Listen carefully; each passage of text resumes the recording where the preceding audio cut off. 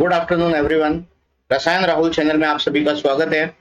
आज हम class 10th का मेटल नॉन मेटल का पार्ट सेकंड स्टार्ट करेंगे। तो देखिए, इस पार्ट सेकंड में हमारे सीबीएसई के सिलेबस में कौन कौन से टॉपिक है उसको हम पहले देख लेते हैं। देखिए, इस पार्ट सेकंड में रिएक्टिविटी सीरीज है और आपके formation and properties of compound से है। बस ये दो टॉपिक ही है यहाँ पे। तो हम इन दो टॉपिक को, एक्चुअल में सिलेबस 50% रिड्यूस हो चुका है, जिसकी वजह से एक्चुअल में मेटलर्जिकल प्रोसेसेस नहीं है, कोवेलेंट कंपाउंड्स नहीं है सिलेबस में, और कोरोजन वगैरह कुछ भी नहीं है। चलिए स्टार्ट करते हैं इसको। देखिए, बात करते हैं रिएक्टिविटी सीरीज की। तो देखिए, रिएक्टिविटी सीरीज क्या होती है कि हम रिएक्टिविटी सीरीज में एलिमेंट्स को हम क्या करते हैं, उसकी डिक्रीजिंग ऑर्डर ऑफ रिएक्टिविटी के अकॉर्डिंग हम उनको सेट करते हैं। तो रिएक्टिविटी सीरीज जो होती है वो एक्चुअल में लिस्ट ऑफ मेटल्स होती है। ठीक है, हम मेटल्स के बारे में बात करें कि मेटल्स की रिएक्टिविटी सीरीज के बारे में बात करें तो क्या होती है, एक लिस्ट ऑफ मेटल्स होती है रिएक्टिविटी सीरीज। इसमें एक्चुअल में रिएक्टिविटी के डिक्रीजिंग ऑर्डर में हम मेटल्स को सेट करते हैं। सबसे ऊपर जो रहेगा उसकी रिएक्टिविटी ज्यादा, सबसे नीचे जो एलिमेंट रहेगा उसकी रिएक्टिविटी कम। तो ये एक्चुअल में ये रिएक्टिविटी का बेसिस जो होता है वो किसी भी एलिमेंट की या किसी भी मेटल की डिफरेंट डिफरेंट रिएक्शंस के ऊपर बेस होता है। जैसे आप देखिए कि मेटल जो है वो ऑक्सीजन से कैसे रिएक्ट करते हैं, मेटल जो है वो वाटर से कैसे रिएक्ट करते हैं, मेटल एसिड से कैसे रिएक्ट करते हैं, और मेटल जो है वो एक्चुअल में डिस्प्लेसमेंट रिएक्शन कितनी तेजी से शो करते हैं और कितनी स्लो शो करते हैं। तो ये सारी रिएक्शन जो है उसकी एक्चुअल में मतलब कितनी रैपिड रिएक्शन शो करते हैं और कितनी स्लो रिएक्शन शो करते हैं, उसकी बेसिस पे हम मेटल्स को एक्चुअल में एक सीरीज के अंदर अरेंज करते हैं। उसी को हम रिएक्टिविटी सीरीज कहते हैं। अब देखिए, यहाँ पे मैं आपको रिएक्टिविटी सीरीज दिखाता हूँ। ये आपकी रिएक्टिविटी सीरीज है। इस रिएक्टिविटी सीरीज में देखिए, ऊपर से हम नीचे की तरफ जा रहे हैं तो रिएक्टिविटी क्या हो रही है, आपकी डिक्रीज हो रही है। ऊपर से नीचे जाने पर रिएक्टिविटी डिक्रीज हो रही है। तो ऊपर जो है, सबसे ऊपर जो आपका यहाँ पे पोटेशियम है। ठीक है, अपने 10th के लेवल में इतने सारे एलिमेंट्स की रिएक्टिविटी सीरीज याद करेंगे तो आपके लिए सफिशियंट है। तो सबसे ऊपर आपका पोटेशियम है और सबसे नीचे आपका क्या है, गोल्ड है। ठीक है, तो यहाँ रिएक्टिविटी सीरीज में सबसे टॉप पे पोटेशियम है। तो पोटेशियम की रिएक्टिविटी क्या होती है, आपकी सबसे ज्यादा होती है, इसीलिए इसको टॉप पे रखा गया है, क्योंकि रिएक्टिविटी जो है वो आपकी पोटेशियम की सबसे ज्यादा है, मैक्सिमम है। ओके, तो देखिए, और ये जो है आपका सिल्वर, ये क्या है, गोल्ड क्या है आपका, लिस्ट रिएक्टिव है। गोल्ड जो है वो लिस्ट रिएक्टिव है, इसलिए उसको बॉटम पर रखा गया है। अब हम देखते हैं, ये देखिए आपका एजी, ये भी आपका लिस्ट रिएक्टिव है। एजी एयू ये दोनों ही आपके लिस्ट रिएक्टिव है। तो ये दोनों जो आपके एलिमेंट्स होते हैं, एजी एंड एयू, ये फ्री स्टेट में मिलते हैं, या इसको बोल देते हैं नेटिव स्टेट। ये नेचर में नेटिव स्टेट में मिलते हैं। ठीक है, अब देखिए यहाँ पे आपको ये हाइड्रोजन दिख रहा है। पेन चेंज कर देता हूं। ये देखिए आपको ये हाइड्रोजन नजर आ रहा है। तो हाइड्रोजन जो है वो तो आपका मेटल नहीं है, ठीक है, लेकिन फिर भी रिएक्टिविटी सीरीज में हाइड्रोजन को रखा गया है। तो ऐसा क्यों किया गया है, हाइड्रोजन को रिएक्टिविटी सीरीज में क्यों रखा गया है? एक्चुअल में ऐसा इसलिए किया गया है क्योंकि हाइड्रोजन जो है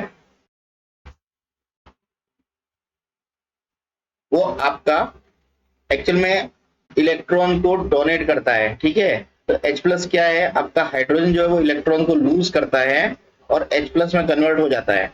इसीलिए ये मेटल भी यही करते हैं ना, इलेक्ट्रॉन को लूज करके एक्चुअल में क्या करते हैं, पॉजिटिव चार्ज आयन में कन्वर्ट हो जाते हैं, तो H प्लस आयन में कन्वर्ट हो जाता है। इसीलिए हम इसको मेटल के साथ में रिएक्टिविटी सीरीज में रखते हैं। ठीक है, अब आगे देखते हैं। देखिए, कुछ मेटल जो है वो बहुत ही कम रिएक्टिव होते हैं। तो ऐसा क्यों होता है कि सब metals are more reactive than other metals, है ना, तो कुछ मेटल लेस रिएक्टिव होते हैं। तो देखिए ये मेटल जो है उसकी रिएक्टिविटी डिपेंड करती है कि वो कितना तेजी से इलेक्ट्रॉन को डोनेट करता है। तो ये मेटल है, ये मेटल इलेक्ट्रॉन लूज करता है और आपके M+ पॉजिटिवली चार्ज आयन में कन्वर्ट हो जाता है।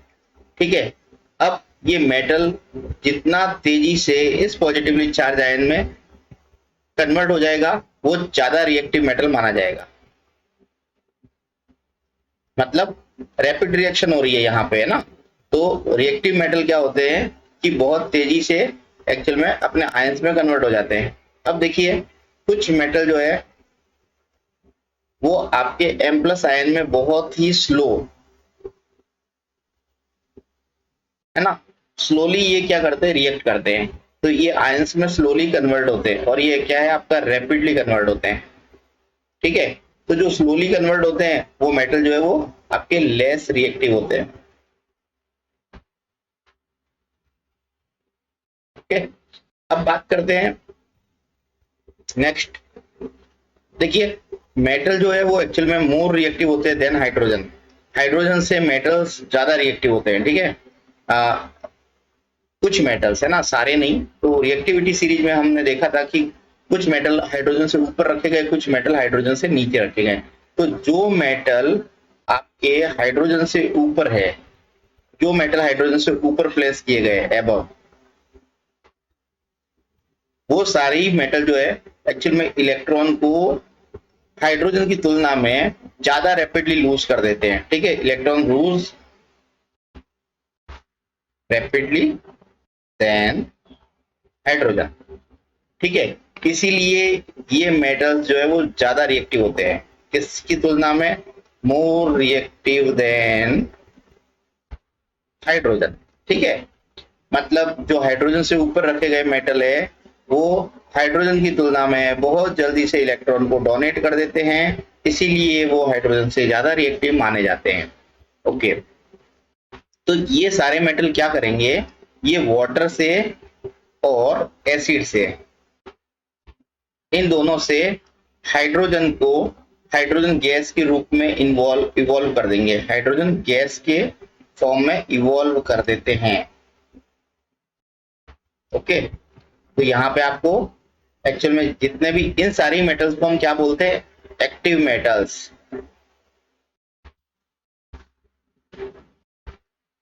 क्या बोलते हैं, एक्टिव मेटल्स। तो जैसे एग्जांपल देखिए यहाँ पे एक्टिव मेटल्स कौन कौन से हैं।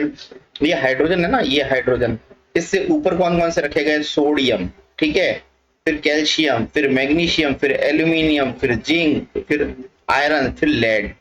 ये सारे ही मेटल जो है वो हाइड्रोजन से ऊपर है।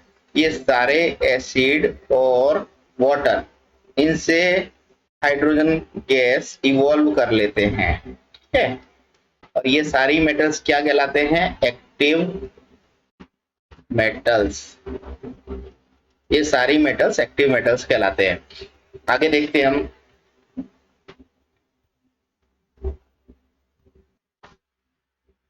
देखिए अब कुछ मेटल जो होते हैं वो हाइड्रोजन से लेस रिएक्टिव होते हैं। तो हाइड्रोजन से लेस रिएक्टिव होते हैं, उनको हम रखते हैं हाइड्रोजन से नीचे की तरफ, है ना। रिएक्टिविटी सीरीज में कहाँ रखेंगे हम उनको, हाइड्रोजन से नीचे की तरफ रखते हैं। ये मेटल क्या होते हैं, एक्चुअल में बिलो द हाइड्रोजन प्लेस होते हैं, ये लेस रिएक्टिव होते हैं, ये लेस रिएक्टिव होते हैं। जैसे एग्जाम्पल आप देखिए, यहां से आपको एग्जाम्पल पता चल जाएगा कौन कौन से है आपके, कॉपर, Ag और Au, ये सारे हाइड्रोजन से नीचे रखे गए हैं, तो ये लेस रिएक्टिव है। तो एग्जाम्पल क्या है आपका, कॉपर, Ag एंड Au, ये लेस रिएक्टिव है। ये वाटर से या एसिड से हाइड्रोजन जो है वो रिप्लेस नहीं करते, हाइड्रोजन गैस इवॉल्व नहीं करते, ठीक है। क्यों नहीं करते, क्योंकि ये लेस रिएक्टिव होते हैं, हाइड्रोजन से नीचे रखे गए हैं। तो हाइड्रोजन इसकी तुलना में इलेक्ट्रॉन मतलब रैपिडली लूज कर देता है। ये मेटल इलेक्ट्रॉन लूज करने की टेंडेंसी हाइड्रोजन से कम होती है, ठीक है, इसलिए इनको लेस रिएक्टिव मेटल बोला जाता है। तो देखिए एक एग्जांपल लेके मैं आपको रिएक्टिव मेटल्स और नॉन रिएक्टिव मेटल्स का एग्जांपल लेके आपको एक्सप्लेन कर देता हूँ।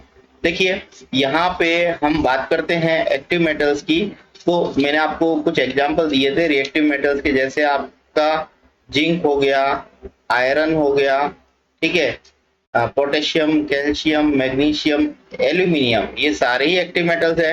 अब एक एग्जांपल लेके देखते हैं कैसे ये हाइड्रोजन को रिलीज करते हैं। जैसे ये जिंक है, इसकी मैं एसिड से रिएक्शन करवा देता हूँ H2SO4 से, ये क्या फॉर्म करेगा, ये सॉल्ट बना देगा जिंक सल्फेट का, ठीक है, और ये एक्टिव मेटल है, ये इस एसिड से क्या करेगा, हाइड्रोजन गैस रिलीज कर देगा, ठीक है, जिंक सल्फेट से रिएक्ट करके जिंक सल्फेट बना देगा और हाइड्रोजन गैस इवॉल्व हो जाएगी।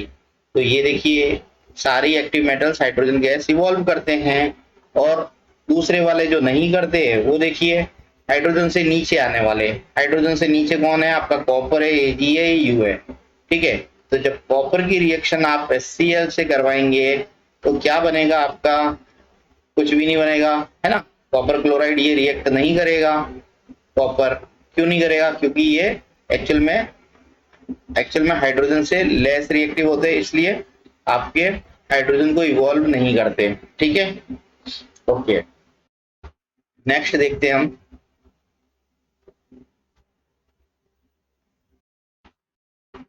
चलिए अब हम बात करते हैं नेक्स्ट।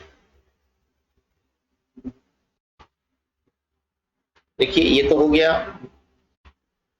रिएक्टिविटी मेटल्स की, नॉन मेटल्स की। अब हम बात करते हैं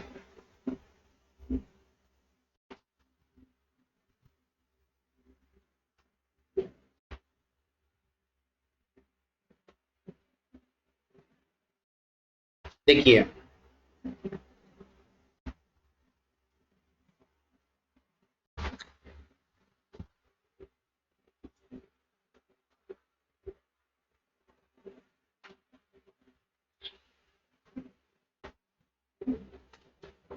देखिए अब हम बात करते हैं कि नॉन मेटल्स और नॉन मेटल्स कैसे रिएक्ट करते हैं। तो हम बात करते हैं फॉर्मेशन एंड प्रॉपर्टीज ऑफ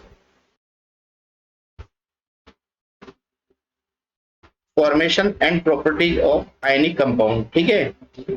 इसको समझने के लिए हम सबसे पहले देखिए आयनिक कंपाउंड का फॉर्मेशन कैसे होता है, हम ये चीज समझते हैं। तो रिएक्टिविटी सीरीज हो गई है, अभी हम पढ़ते हैं कि आयनिक कंपाउंड का फॉर्मेशन और उसकी प्रॉपर्टीज के बारे में। तो देखिए आयनिक कंपाउंड का फॉर्मेशन होता है केमिकल बॉन्ड, तो हम केमिकल बॉन्ड को पहले समझेंगे, फिर हम नोबेल गैस का इनर्टनेस को समझेंगे, फिर केमिकल बॉन्डिंग के क्या क्या कॉजेज होते हैं वो, फिर फॉर्मेशन ऑफ आयंस जैसे कैटायन है, एनायन है।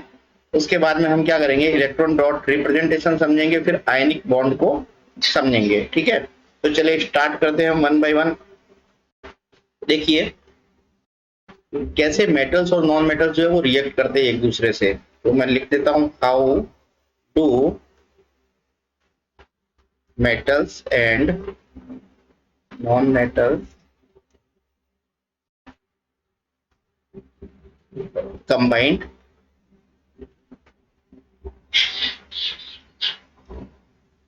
with each other, ठीक है।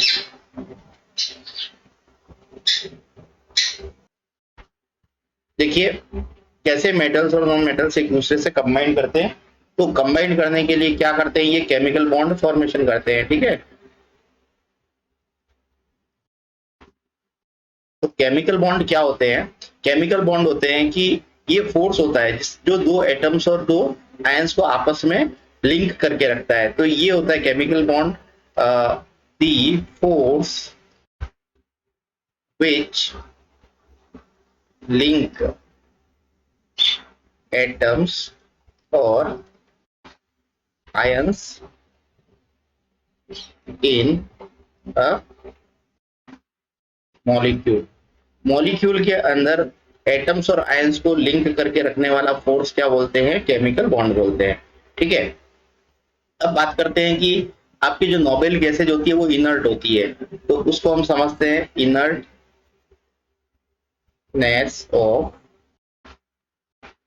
Noble gases, noble gases inert होती है। क्यों होती है? क्योंकि उनका जो इलेक्ट्रॉनिक कॉन्फ़िगरेशन होता है वो स्टेबल होता है, ठीक है। तो इनका स्टेबल इलेक्ट्रॉनिक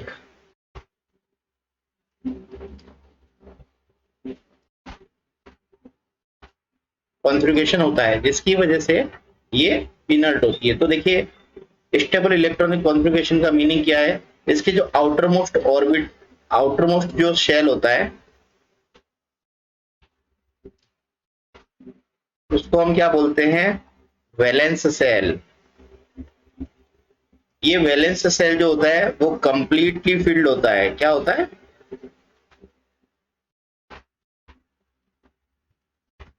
ठीक है, वैलेंस सेल पूरी तरीके से भरा हुआ होता है। तो वैलेंस सेल में कितने इलेक्ट्रॉन्स होते हैं? 8 इलेक्ट्रॉन्स, ठीक है। लेकिन आपका हीलियम, हीलियम के वैलेंस सेल में 2 इलेक्ट्रॉन्स होते हैं। तो ये एक्चुअल में ड्यूप्लेट पूरा करता है, और बाकी सारे जो होते हैं वो ऑक्टेट पूरा करते हैं, ठीक है। तो इस तरीके से इनका जो आउटर मोस्ट शेल होता है उसमें 8 इलेक्ट्रॉन्स होते हैं, है ना। और बाकी सब हीलियम को छोड़ के, हीलियम में 2 इलेक्ट्रॉन होते हैं। तो ये कंप्लीटली फिल्ड होता है, जिसकी वजह से ये आपकी नोबेल गैसेस क्या होती है? इनर्ट होती है, या फिर इसको बोलते हैं अनरिएक्टिव होती है। अनरिएक्टिव होती है। अब देखिए,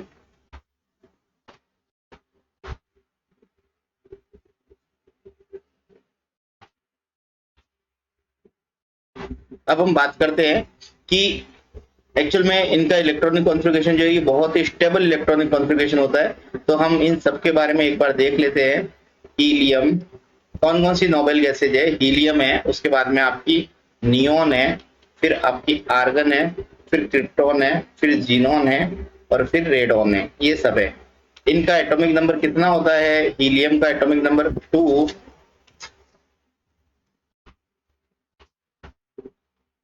हीलियम का एटॉमिक नंबर कितना होता है? 2, ठीक है।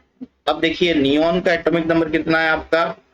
नियोन का एटॉमिक नंबर आपका 10, आर्गन का 18, क्रिप्टॉन का आपका 36, और जीनोन का 54, रेडॉन का 86। ये होता है। अब देखिए, इनके शेल्स के बारे में बात करते हैं। शेल्स देख लेते हैं, KLMN, ये सारी शेल होते हैं। OP ये भी लिख देते हैं, ठीक है। और हम वैलेंस शेल के बारे में बात करते हैं। चलिए इस तरीके से एक चार्ट बना देते हैं हम। ओके, अब देखिए हीलियम, हीलियम में के शेल पूरी तरीके से भरा हुआ होता है, 2 इलेक्ट्रॉन होते हैं। नियोन के अंदर के शेल में 2 इलेक्ट्रॉन होते हैं, और एल शेल में 8 इलेक्ट्रॉन होते हैं, ठीक है। आर्गन का आप इलेक्ट्रॉनिक कॉन्फ़िगरेशन कैसे लिखेंगे? के में 2, एल में 8, और एम में 8, ठीक है। क्रिप्टॉन का लिखेंगे आप, इसका के में 2, एल में 8, एम में 18, और एन में फिर 8।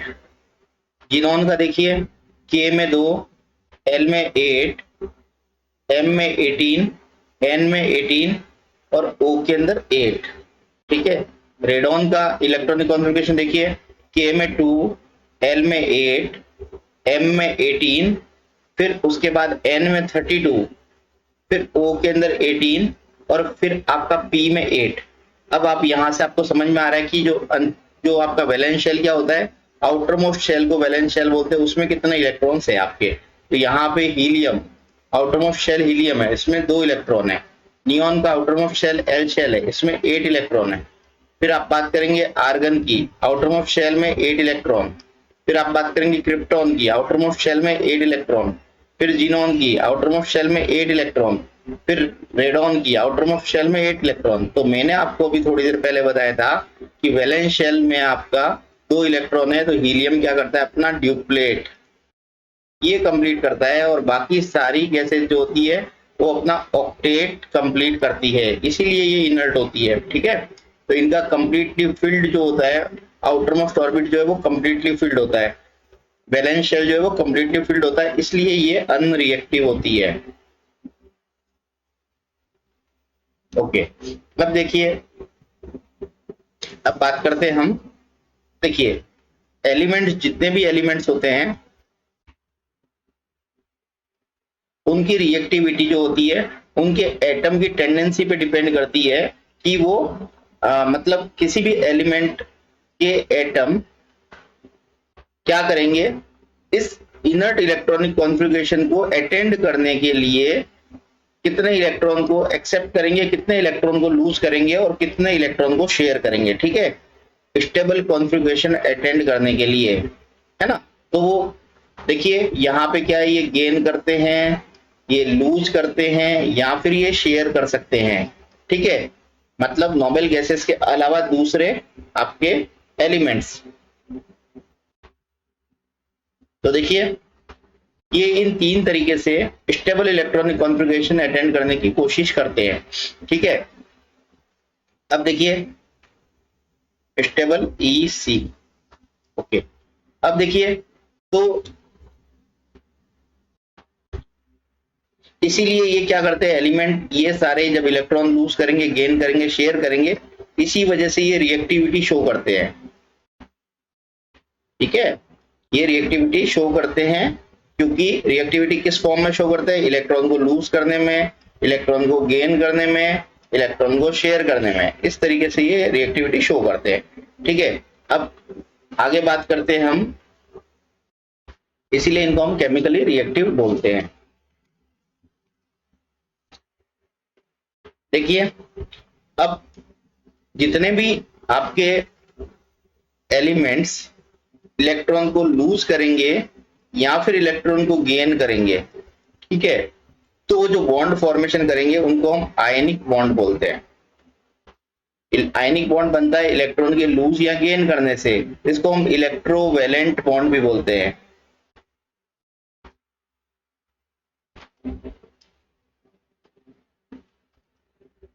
अब कुछ एलिमेंट जो होते हैं वो इलेक्ट्रॉन को शेयर करके बॉन्ड फॉर्मेशन करते हैं, तो ऐसे सारे एलिमेंट्स जो इलेक्ट्रॉन को शेयर करके बॉन्ड फॉर्मेशन करते हैं उस बॉन्ड को हम बोलते हैं कोवैलेंट बॉन्ड।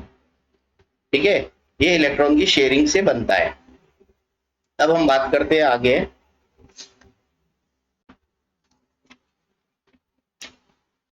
देखिए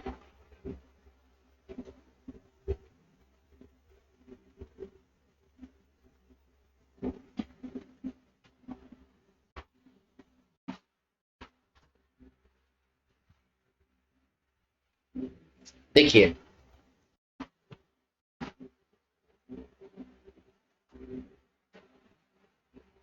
अब देखिए आयंस के बारे में बात करते हैं ना। आयंस, ये आयंस क्या होते हैं, एक्चुअल में आयंस एटम्स ही होते हैं या फिर ये ग्रुप ऑफ एटम्स होते हैं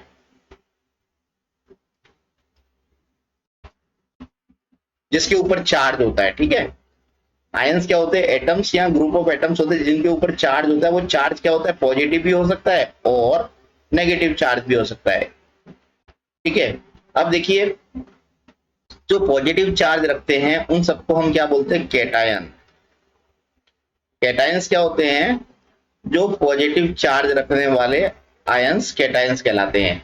ये पॉजिटिव चार्ज कैसे रखते हैं, ये इलेक्ट्रॉन को लूज करके इनके पास पॉजिटिव चार्ज आता है। इलेक्ट्रॉन को लूज करने पर इनके पास में पॉजिटिव चार्ज आते हैं। तो इलेक्ट्रॉन आपका 1 और मोर देन 1 है ना, 1 और मोर इलेक्ट्रॉन लूज करके ये पॉजिटिव चार्ज जो है वो गेन करते हैं। जैसे एग्जांपल मैं आपको बताता हूँ सोडियम का, ये सोडियम जो है वो 1 इलेक्ट्रॉन लूज करके यहाँ पे Na+ फॉर्म में आ जाता है।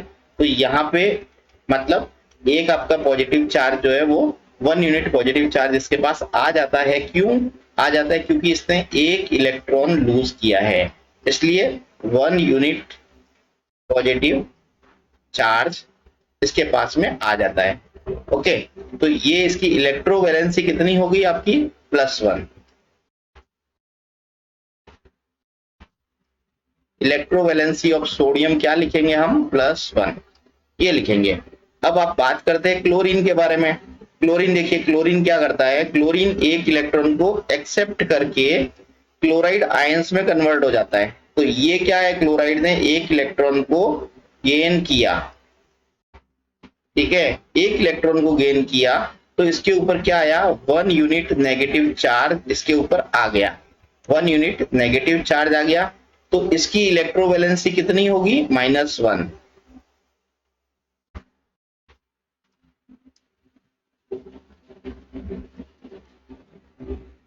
ओके, समझ में आ गया होगा ये आपको। अब आगे देखते हैं, देखिए नेक्स्ट।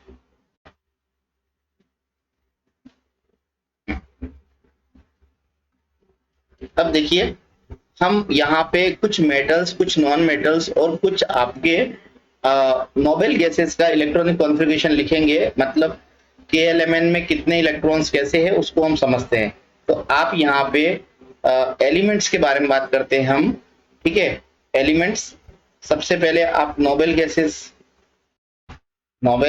है, जैसे मैंने आपको हीलियम के बारे में बताया था, इसका एटॉमिक नंबर कितना था? 2 था, ठीक है, हीलियम का। इसके KLMN, मतलब मेरे को यहाँ पे क्या देखना है कि जो वैलेंस शेल है उसमें कितने इलेक्ट्रॉन्स है इनके, ठीक है, हम उसको पहले देखते हैं। तो नोबेल गैसेस हीलियम है जिसमें एटॉमिक नंबर 2 है, K शेल पूरा भरा हुआ है जिसमें 2 इलेक्ट्रॉन है। अब नियॉन की बात करते हैं, ये एलिमेंट्स है, ठीक है। इसमें कितना होगा आपका? 10 है ना, इसका एटॉमिक नंबर 10 होता है, K में 2, L में 8। इस तरीके से इसका इलेक्ट्रॉनिक कॉन्फ़िगरेशन हमने देखा था। अब हम एक मेटल का एग्जांपल लेके हम समझते हैं इस चीज को। मेटल का देखिए, एक मेटल ले लेते हैं सोडियम का, ठीक है। तो सोडियम में कितना है, एटॉमिक नंबर कितना है सोडियम का? 11। तो इलेक्ट्रॉन का डिस्ट्रीब्यूशन क्या होगा शेल के अंदर? 2, 8 और 1, ठीक है। मैग्नीशियम का कैसे लिखेंगे हम? मैग्नीशियम 12, 2, 8 और 2, ठीक है।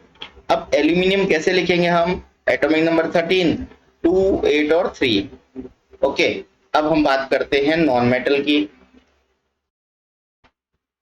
नॉन मेटल देखिए, जैसे नॉन मेटल आप नाइट्रोजन ले लीजिए, नाइट्रोजन 7 होता है, कैसे लिखते हैं हम? 2 and 5, ठीक है। फिर हम ऑक्सीजन लेते हैं 8, 2 and 6।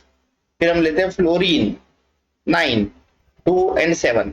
तो आपको यहां समझ में आ गया कि इसका जो वैलेंस शेल जो होता है नोबेल गैसेस का, वो कंप्लीटली फिल्ड होता है। बाकी मेटल के अंदर एक्चुअल में वैलेंस शेल में 1, 2 और 3 इलेक्ट्रॉन्स होते हैं।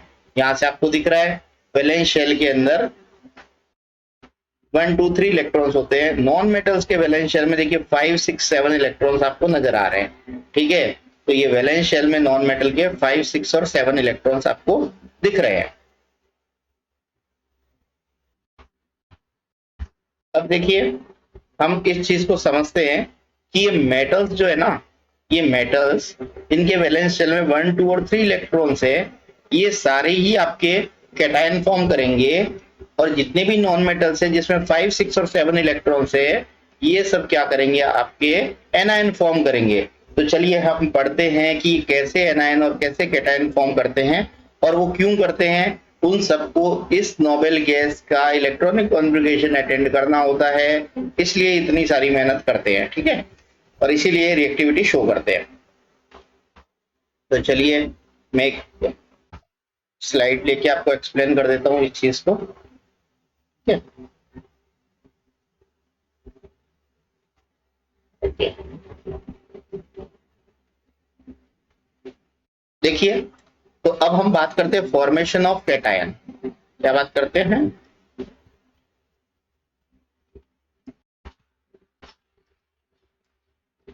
Formation of cation. तो मैंने आपको बताया कि मेटल्स जितने भी होते हैं वो कैटायन फॉर्म करते हैं, ठीक है।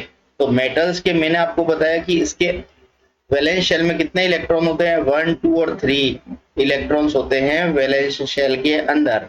और ये 1, 2 और 3 इलेक्ट्रॉन्स जो होते हैं उसको, ये इलेक्ट्रॉन को लूज कर देता है मेटल, और लूज करके इनर्ट गैस का कॉन्फ़िगरेशन अटेंड कर लेता है, ठीक है। क्योंकि सबको स्टेबिलिटी चाहिए, तो सबको स्टेबिलिटी, इनर्ट गैस सबसे ज्यादा स्टेबल होती है। बाकी सारे मेटल्स, नॉन मेटल्स जो होता है उनको स्टेबिलिटी चाहिए। वो क्या करेंगे? या तो इलेक्ट्रॉन को गेन करेंगे या लूज करेंगे या फिर डोनेट करेंगे, कैसे भी करके वो स्टेबिलिटी ऑब्टेन करते हैं। और वो स्टेबिलिटी तभी ऑब्टेन होती है जब वो इनर्ट गैस का कॉन्फ़िगरेशन अटेंड कर लेते हैं। तो ये क्या करते हैं मेटल्स आपके, इनमें वैलेंस शेल में 1 2 और 3 इलेक्ट्रॉन्स होते हैं, वो इलेक्ट्रॉन ये डोनेट करके इनर्ट गैस का कॉन्फ़िगरेशन अटेंड कर लेते हैं। अब हम एक एग्जांपल लेते हैं, सोडियम का फॉर्मेशन है ना, फॉर्मेशन ऑफ Na+। तो सोडियम आयंस के फॉर्मेशन की हम बात करते हैं। तो देखिए सोडियम के पहले हम बात करते हैं, इसका एटॉमिक नंबर कितना बताया था, 11। इस सोडियम का इलेक्ट्रॉनिक कॉन्फ़िगरेशन कैसे लिखते थे हम, KLm में 2 8 और 1। तो अंतिम जो आपका शेल है उसमें एक इलेक्ट्रॉन है। ये इलेक्ट्रॉन क्या है, आउटर मोस्ट शेल में कितना इलेक्ट्रॉन है, एक इलेक्ट्रॉन है। ठीक है, अब ये एक इलेक्ट्रॉन है तो सोडियम क्या होगा आपका, ये सोडियम अनस्टेबल है। ठीक है, क्या है, सोडियम अनस्टेबल है, इसलिए रिएक्टिव होता है, इसीलिए ये रिएक्टिव होता है। और ये रिएक्टिव क्या होता है, हाईली रिएक्टिव होता है, हाईली रिएक्टिव होता है। तो ये स्टेबिलिटी को ऑब्टेन कैसे करेगा, इस एक इलेक्ट्रॉन को लूज कर देगा, लूज करके इसका इलेक्ट्रॉनिक नया इलेक्ट्रॉनिक कॉन्फ़िगरेशन क्या आ जाएगा, 2 और 8। ये आपने देखा है, ये इलेक्ट्रॉनिक कॉन्फ़िगरेशन जो है वो नियॉन का इलेक्ट्रॉनिक कॉन्फ़िगरेशन है। और आपको पता है ये नियॉन क्या है, आपकी नोबेल गैस है, नोबेल गैस है। अब ये आपका हो गया स्टेबल इलेक्ट्रॉनिक कॉन्फ़िगरेशन। ठीक है,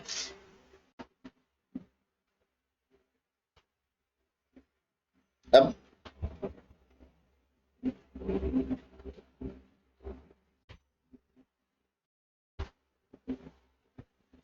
देखिए नेक्स्ट,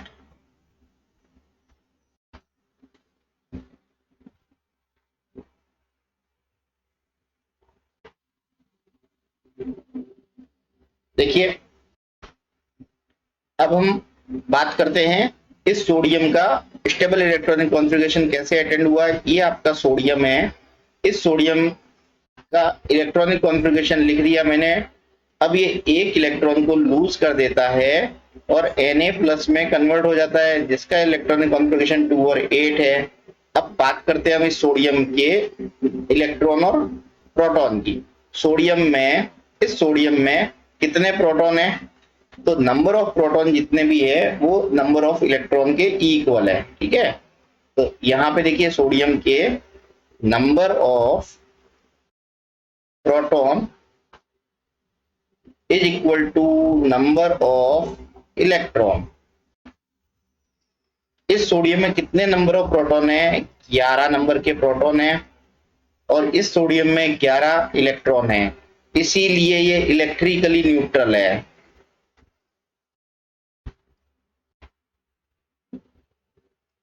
ठीक है, अब हमारा ये जब सोडियम प्लस फॉर्म हुआ तब क्या हुआ, सोडियम प्लस फॉर्म हुआ तो नंबर ऑफ प्रोटॉन देखिए आप, नंबर ऑफ प्रोटॉन कितने हैं इसमें, नंबर ऑफ प्रोटॉन है 2 8 और 1।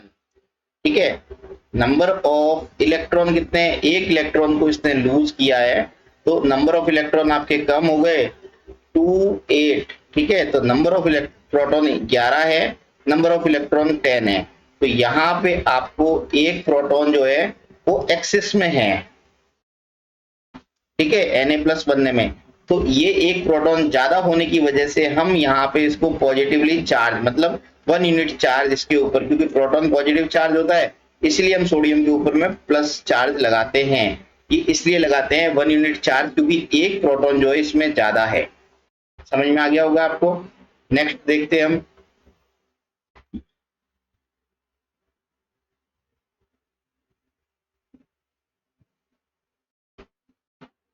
देखिए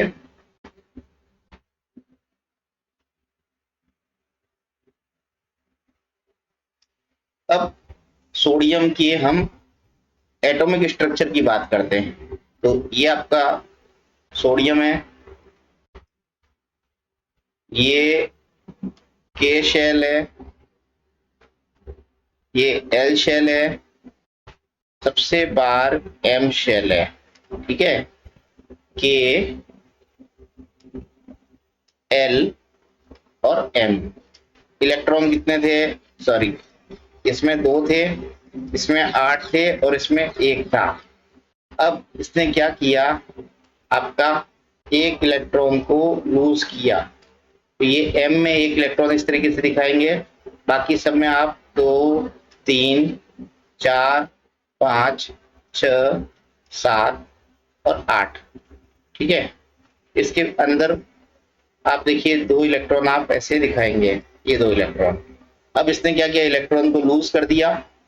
अब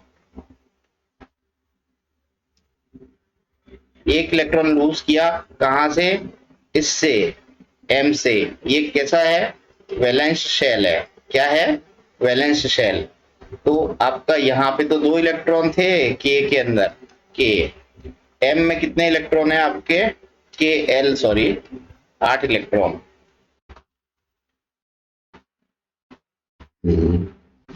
ठीक है, इस तरीके से हम इसको शो करते हैं। इसको शो करते हैं 2, 8 और 1, ठीक है। तो के शेल में आपके 2 इलेक्ट्रॉन है, एम के अंदर एल में 8 इलेक्ट्रॉन है। तो ये आपको समझ में आ गया होगा कि कैसे ये आपका Na+ फॉर्म करता है। अब बात करते हैं हम एक और एग्जांपल की, जिसमें हम लेते हैं मैग्नीशियम को समझते हैं, ठीक है। मैग्नीशियम को समझते हैं। तो देखिए मैग्नीशियम आयंस के फॉर्मेशन को समझते हैं, ठीक है। तो फॉर्मेशन ऑफ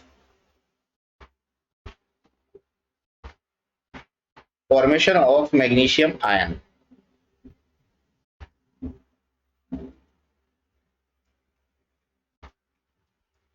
मैग्नीशियम +2 फॉर्म में होता है ना। तो देखिए मैग्नीशियम का सबसे पहले एटॉमिक नंबर लिखते हैं, 12 होता है। इसका इलेक्ट्रॉनिक कॉन्फ़िगरेशन कैसे लिखेंगे, KLM कैसे लिखेंगे, 2, 8 और 2। तो यहाँ पे वैलेंस शेल में कितने इलेक्ट्रॉन है आपके, वैलेंस शेल में 2 इलेक्ट्रॉन है, ठीक है। ये दोनों इलेक्ट्रॉन को ये क्या कर देता है, लूज कर देगा। दोनों इलेक्ट्रॉन को क्या करेगा, ये 2 इलेक्ट्रॉन लूज कर देगा। लूज करके ये स्टेबल इलेक्ट्रॉनिक कॉन्फ़िगरेशन अटेंड कर देगा, ठीक है। तो स्टेबल इलेक्ट्रॉनिक कॉन्फ़िगरेशन क्या होगा, इसका 2, 8 हो जाएगा। मतलब ये नियॉन का इलेक्ट्रॉनिक कॉन्फ़िगरेशन 2 इलेक्ट्रॉन को लूज करके अटेंड कर लेगा, ठीक है। अब बात करते हैं हम मैग्नीशियम का रिएक्शन को देखते हैं। ये मैग्नीशियम है, 2 इलेक्ट्रॉन लूज किया, क्या बन गया आपका Mg+2। इलेक्ट्रॉनिक कॉन्फ़िगरेशन देखिए 2, 8 और 2, 2 इलेक्ट्रॉन लूज करने के बाद में 2, 8 बन गया। ये यहाँ पे इस मैग्नीशियम का मैं आपका नंबर ऑफ प्रोटॉन और नंबर ऑफ इलेक्ट्रॉन की बात करूं, प्रोटॉन और इलेक्ट्रॉन, और इसके प्रोटॉन और इलेक्ट्रॉन की बात करूं, तो यहाँ पे नंबर ऑफ प्रोटॉन कितने हैं, इसके पास 12, इलेक्ट्रॉन के नंबर 12 है, दोनों ही बराबर है, इसलिए ये इलेक्ट्रिकली न्यूट्रल है।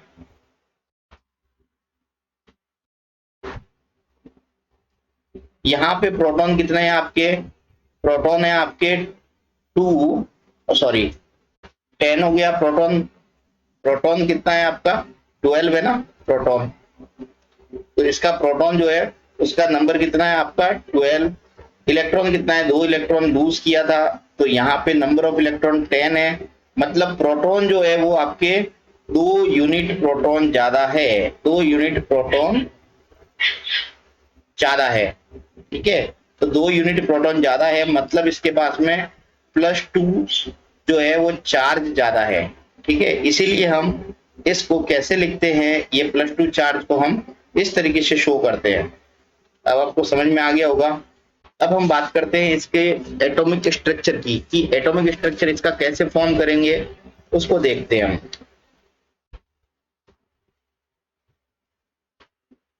देखिए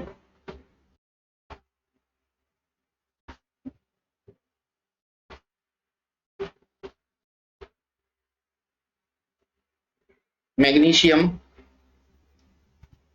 मैग्नीशियम जो है उसका एटॉमिक स्ट्रक्चर बनाते हैं हम, इसको 2, 8 और 2 ऐसे बनाएंगे हम। ये न्यूक्लियस है, ये आपका के शेल, ये एल शेल, और ये सबसे बाद में एम शेल, ठीक है। अब ये जब 2 इलेक्ट्रॉन को डोनेट कर देता है, तो यहाँ पे इसका कलर चेंज कर देता हूं मैं। देखिए, तो यहाँ के शेल में कितने इलेक्ट्रॉन बताएंगे आप? 2 इलेक्ट्रॉन। एम शेल में कितने हैं, सॉरी एल में कितने हैं? 8 है ना, 3 4 5 6 7 और ये 8। एल शेल में कितने हैं? 2 इलेक्ट्रॉन है। ठीक है, तो के में आपको लिखना है 2, एल में लिखना है 8 और एम में लिखना है आपको 2। अब इसने 2 इलेक्ट्रॉन को डोनेट कर दिया, तो क्या हो जाएगा आपका? फिर से देखते हैं इसको। 2 इलेक्ट्रॉन को डोनेट करके ये क्या बन जाता है? Mg+2 बन जाता है ना। तो 2 इलेक्ट्रॉन ये चले गए वैलेंस शेल से, ये बन गया 2 और 8। तो हमारे पास में यहाँ पे ये दो आपके आपके शेल आप बनाएंगे। तो 2 शेल के इलेक्ट्रॉन्स को कैसे बनाएंगे आप? देखिए, ये आपके के शेल है और ये आपका एल शेल है।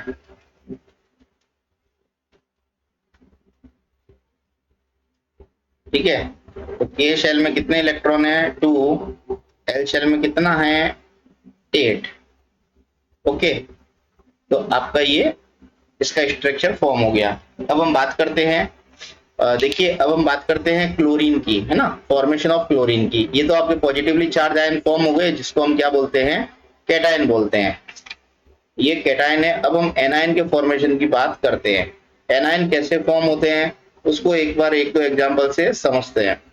देखिए, अब हम फॉर्मेशन ऑफ एनायन, ठीक है,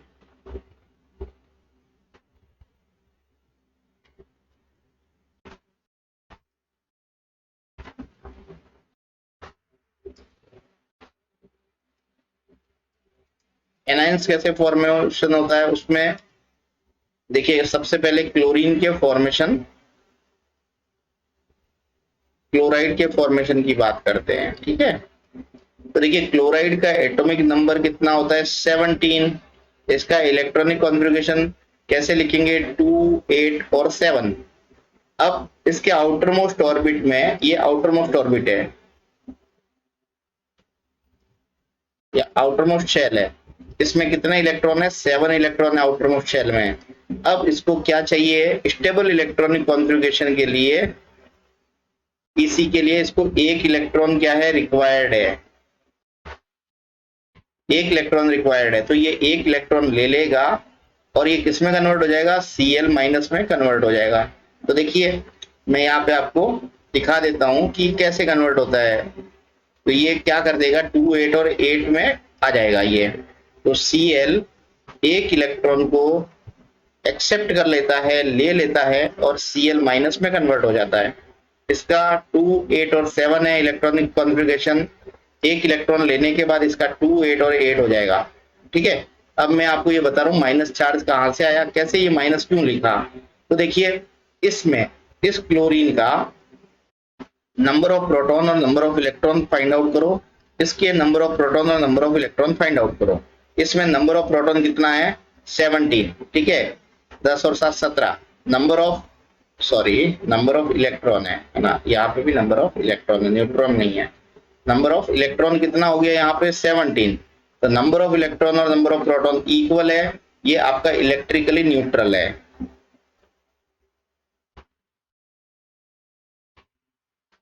यहाँ पे नंबर ऑफ प्रोटॉन और नंबर ऑफ इलेक्ट्रॉन देखिए, नंबर ऑफ प्रोटॉन जो है वो कितना था? 17 है ना। नंबर ऑफ प्रोटॉन कितना था? 17।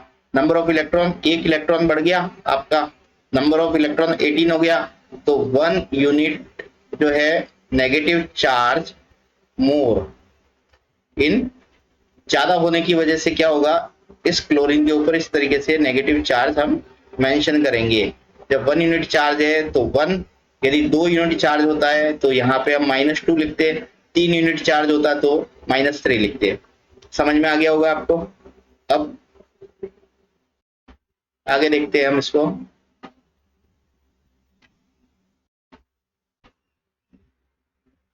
देखिए, अब एक और एग्जांपल लेते हैं।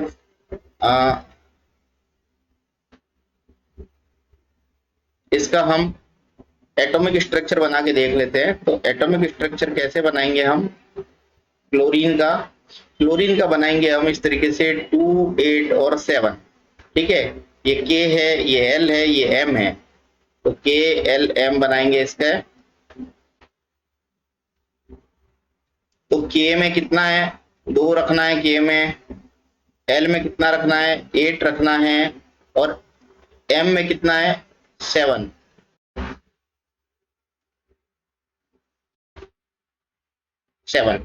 अब यहाँ पे ये क्या कर रहा है, आपका एक इलेक्ट्रॉन को एक्सेप्ट कर रहा है, ठीक है, गेन कर रहा है। तो ये क्या बन जाएगा, मैंने आपको बताया Cl माइनस बनेगा, 2, 8 और 8 में आ जाएगा, तो KLM इस तरीके से बना देंगे आप। फिर से मैं KL में इलेक्ट्रॉन नहीं लिख रहा हूं क्योंकि आपको समझ में आ चुका है। मैं वैलेंस शेल के इलेक्ट्रॉन आपको मेंशन कर रहा हूं, 3, 4, 5, 6, 7 और 8, क्योंकि पहले 7 थे M में, अब M में 8 हो गए, एक इलेक्ट्रॉन गेन किया।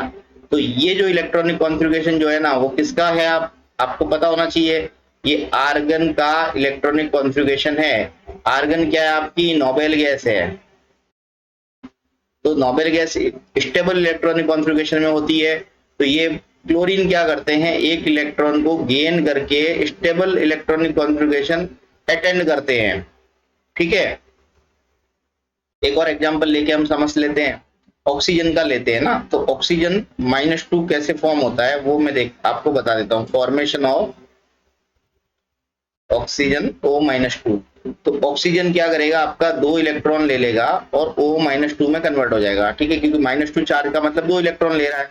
इसका इलेक्ट्रॉनिक कॉन्फ़िगरेशन देख लीजिए, 2 और 6 है ना। अब आगे देखिए, इसका कितना हो जाएगा, 2 और 8। तो ये किसका इलेक्ट्रॉनिक कॉन्फ़िगरेशन है, आपका नियॉन का है ना। तो स्टेबल इलेक्ट्रॉनिक कॉन्फ़िगरेशन अटेंड कर लिया, 2 इलेक्ट्रॉन एक्सेप्ट करके। अब देखिए यहाँ पे नंबर ऑफ प्रोटॉन, -2 चार्ज के लिए प्रोटॉन और इलेक्ट्रॉन का नंबर देखना है। नंबर ऑफ प्रोटॉन 8 है, नंबर ऑफ इलेक्ट्रॉन भी 8 है, मतलब इक्वल है, इसलिए इस पे कोई चार्ज नहीं है, ये इलेक्ट्रिकली न्यूट्रल है ना। इलेक्ट्रिकली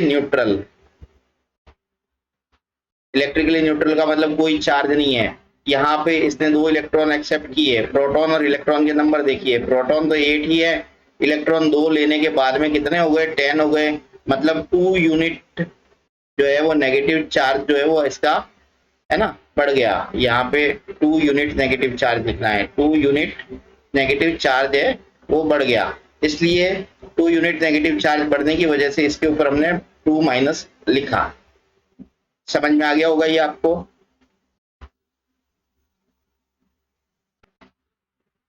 अभी हम बात करते हैं नेक्स्ट, ये आपका हो गया। अभी हम नेक्स्ट बात करते हैं इलेक्ट्रॉन डॉट स्ट्रक्चर की। ठीक है, इलेक्ट्रॉन डॉट स्ट्रक्चर कैसे लिखते हैं उसको मैं एक्सप्लेन कर रहा हूं। देखिए, इलेक्ट्रॉन डॉट रिप्रेजेंटेशन,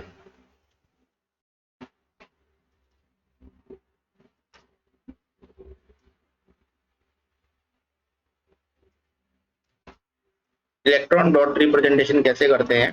देखिए, आपको पता है कि केवल वैलेंस शेल के इलेक्ट्रॉन जो है वो बॉन्ड फॉर्मेशन में पार्टिसिपेट करते हैं। ठीक है, only valence shell electrons takes part in bond formation.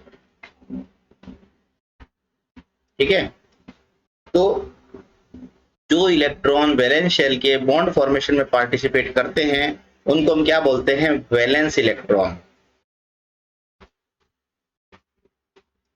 क्या बोलते हैं, वैलेंस इलेक्ट्रॉन। तो लुईस एक साइंटिस्ट था, उसने एक्चुअल में एक मेथड दिया जिससे क्या होता है कि वैलेंस इलेक्ट्रॉन को हम शो कर सके, क्योंकि जो बॉन्ड फॉर्मेशन में पार्टिसिपेट करते हैं, जो केमिकल रिएक्शन में पार्टिसिपेट करते हैं, उनको शो करने के लिए लुईस ने क्या किया, एक मेथड दिया। लुईस ने एक मेथड दिया, ठीक है। उस मेथड में क्या किया उसने, वैलेंस इलेक्ट्रॉन को डॉट से या फिर क्रॉस, स्मॉल क्रॉस है ना, से क्या करते हैं, शो कर सकते हैं। ठीक है, तो किसी भी एटम के ऊपर आप डॉट या क्रॉस से आप उसके इलेक्ट्रॉन्स को शो कर सकते हैं, तो उसको हम बोलते हैं electron dot symbol, electron dot, पूरा लिख देता हूं मैं, चलिए, इलेक्ट्रॉन डॉट सिंबल्स, या फिर उसको बोलते हैं लुईस सिंबल। ठीक है, अब हम इस इलेक्ट्रॉन डॉट सिंबल या फिर लुईस सिंबल को हम समझते हैं कि कैसे लिखा जाता है। चलिए,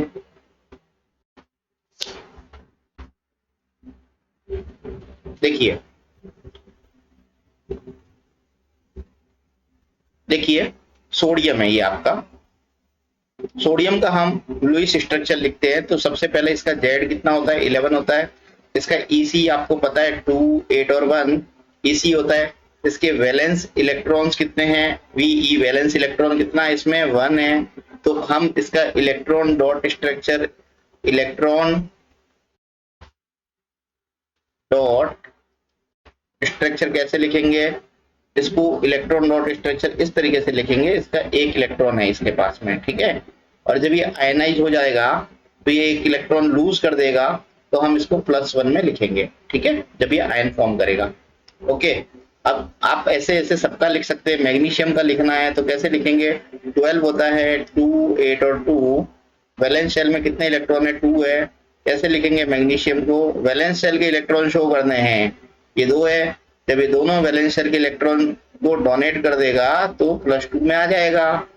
एल्युमिनियम, एल्युमिनियम 13, 2, 8 और 3 फ्री वैलेंस शेल के इलेक्ट्रॉन है। एल्यूमिनियम को कैसे दिखाएंगे, 1, 2, 3 इस तरीके से तीनों इलेक्ट्रॉन को डोनेट कर देगा। तो आयन को कैसे दिखाएंगे, +3। समझ में आया, क्योंकि यही बॉन्ड फॉर्मेशन में पार्टिसिपेट कर रहे हैं वैलेंस शेल के इलेक्ट्रॉन, तो हमने उसी को शो किया है। उसको सबसे पहले सिंबल की फॉर्म में लुईस ने शो किया था और वो बॉन्ड फॉर्मेशन में पार्टिसिपेट करते हैं, आयंस फॉर्म कर रहे हैं, ठीक है, तो रिएक्टिविटी शो कर रहे हैं। अब ये तो हो गई मेटल की बात। अब मैं आपको नॉन मेटल के बारे में बता रहा हूँ।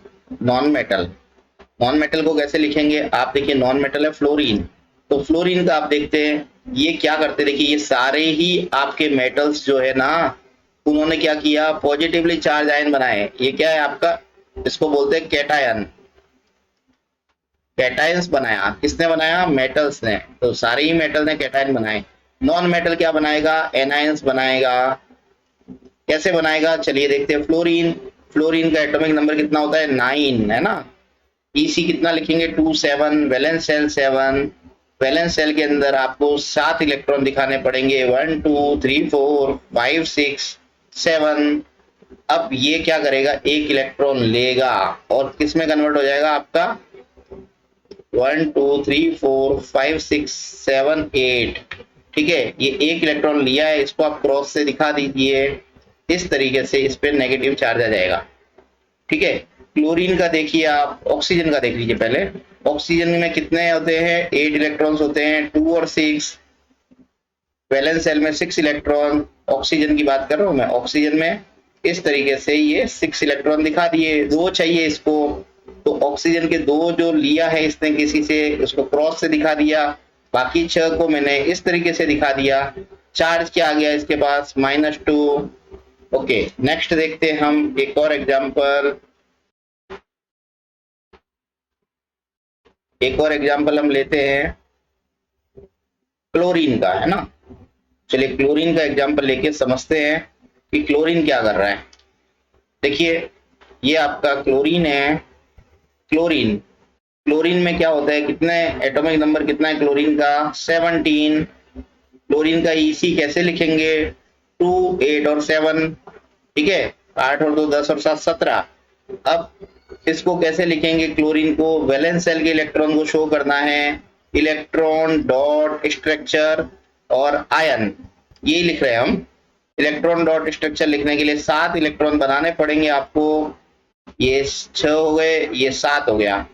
अब ये क्या करेगा, आयंस की फॉर्म में एक इलेक्ट्रॉन लेता है किसी से, स्टेबल इलेक्ट्रॉनिक कॉन्फ़िगरेशन के लिए 6, 7 एक लिया है, उसको इस तरीके से शो करेंगे। लिया है तो नेगेटिव इलेक्ट्रॉन लिया है, नेगेटिव चार्ज आ गया।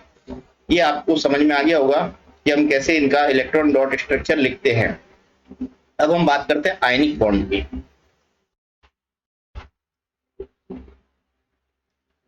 देखिए आयनिक बॉन्ड क्या होता है, ये केमिकल बॉन्ड्स होते हैं जो एक्चुअल में इलेक्ट्रॉन के ट्रांसफर से एक एटम से दूसरे एटम में इलेक्ट्रॉन के ट्रांसफर से फॉर्म होते हैं, ठीक है।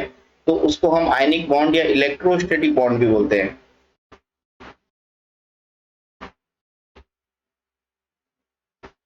ठीक है, तो ये क्या किससे बनते हैं, एक एटम से एक एटम के इलेक्ट्रॉन्स के ट्रांसफर से दूसरे एटम में, है ना, अनदर एटम में इलेक्ट्रॉन के ट्रांसफर से इलेक्ट्रॉन के ये यहाँ पे क्या हो रहा है, ट्रांसफर हो रहा है। ठीक है, एक एटम के इलेक्ट्रॉन्स के ट्रांसफर से दूसरे एटम पे इलेक्ट्रॉन के ट्रांसफर से क्या होते हैं, आपके आयनिक बॉन्ड फॉर्म हो रहे हैं। अब हम इस आयनिक बॉन्ड के फॉर्मेशन को समझते हैं।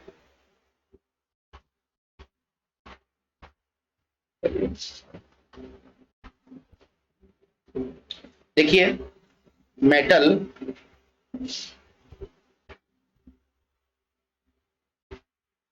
जितने भी मेटल्स होते हैं, मेटल्स इनके वैलेंस शेल में कितने इलेक्ट्रॉन होते हैं, वैलेंस शेल में 1 2 या 3 इलेक्ट्रॉन्स होते हैं। ठीक है, वैलेंस शेल में आउटरमोस्ट ऑर्बिट में 1 2 और 3 इलेक्ट्रॉन्स होते हैं। ये इन इलेक्ट्रॉन को डोनेट कर देता है और ये पॉजिटिवली चार्ज आयन में कन्वर्ट हो जाते हैं। बिल्कुल सही है, ये हमने पढ़ा है अभी। नॉन मेटल्स इनके वैलेंस शेल में कितने इलेक्ट्रॉन होते हैं, 5 6 और 6 को सही बनाया नहीं है, 5 6 और 7 इलेक्ट्रॉन्स होते हैं इनके वैलेंस शेल में। ये इलेक्ट्रॉन गेन करते हैं, ठीक है, कितना इलेक्ट्रॉन गेन करेगा, 1 2 और 3 इलेक्ट्रॉन गेन करेगा और नेगेटिवली चार्ज आयन में कन्वर्ट हो जाएंगे। ओके, अब ये देखिए ये पॉजिटिव चार्ज, इसको आयन, ये पॉजिटिव चार्ज आयन और ये नेगेटिव चार्ज आयन, ठीक है, ये दोनों आपस में क्या करेंगे, एक फोर्स ऑफ अट्रैक्शन से जुड़े रहते हैं। इसको बोलते हैं फोर्स ऑफ अट्रैक्शन। ये स्ट्रॉन्ग फोर्स ऑफ अट्रैक्शन इसको क्या करता है, आपको इनको होल्ड करके रखता है। ठीक है, इसको हम आयनिक बॉन्ड बोलते हैं या फिर हम इनको इलेक्ट्रोस्टैटिक बॉन्ड भी बोलते हैं।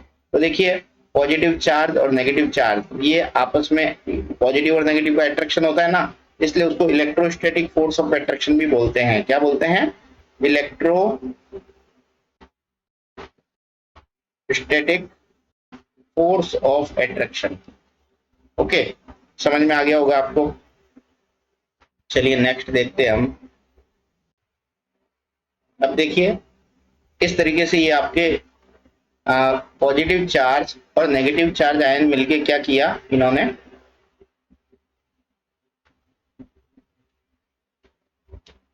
आयनिक कंपाउंड फॉर्म किया। अब हम एक आयनिक कंपाउंड के बारे में देख लेते हैं कि आयनिक कंपाउंड एक एग्जांपल लेके समझते हैं। आयनिक कंपाउंड जैसे NaCl है तो हम समझते हैं फॉर्मेशन ऑफ NaCl। तो देखिए ये NaCl फॉर्म कैसे होता है उसको हम समझते हैं। तो सबसे पहले हम Na की बात करते हैं। Na का एटॉमिक नंबर कितना है, 11 है सोडियम का। इसका Ec कैसे लिखेंगे हम, 2 8 और 1, ठीक है, 2 8 और 1, 2 8 और 1 इस तरीके से लिखते हैं। अब देखिए वैलेंस शेल में कितना इलेक्ट्रॉन है, एक इलेक्ट्रॉन है, ठीक है, ये इलेक्ट्रॉन डोनेट कर देगा और क्या होगा, 2 8 के इलेक्ट्रॉनिक कॉन्फ़िगरेशन में आ जाएंगे, मतलब स्टेबल इलेक्ट्रॉनिक कॉन्फ़िगरेशन में आ जाएगा। तो सोडियम को लिखते हैं हम Na-1 इलेक्ट्रॉन। यह भी मैंने आपको समझा दिया है Na+। तो यहाँ पे देखिए लिखने का तरीका ऐसे ही है, आपको एग्जाम में इसी तरीके से एक्सप्लेन करना पड़ेगा। ठीक है, तो सोडियम आपने लिख लिया। अब आपको क्लोरीन, अब आप देखिए NaCl फॉर्म करना है ना, तो ये Na+ आपने फॉर्म कर दिया, ठीक है, एक इलेक्ट्रॉन को डोनेट करके। अब आप Cl के बारे में बात करते हैं। Cl का एटॉमिक नंबर 17 है। Ec कैसे लिखेंगे, 2 8 और 7, है ना। तो यहाँ पे इसके वैलेंस शेल में कितने इलेक्ट्रॉन है, 7 इलेक्ट्रॉन है। ये एक इलेक्ट्रॉन को गेन करेगा और 2 8 और 8 का इलेक्ट्रॉनिक कॉन्फ़िगरेशन अटेंड कर देगा। स्टेबल।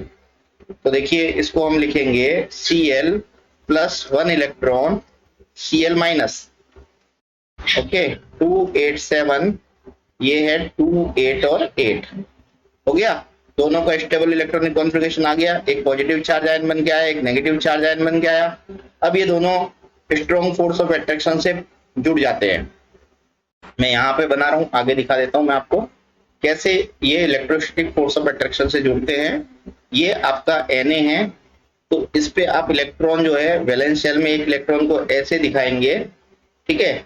और आप Cl, ये है आपका Cl के पास में 7 इलेक्ट्रॉन है, ये एक इलेक्ट्रॉन को यहां से लिया इसने और ये फॉर्म किया आपका NaCl।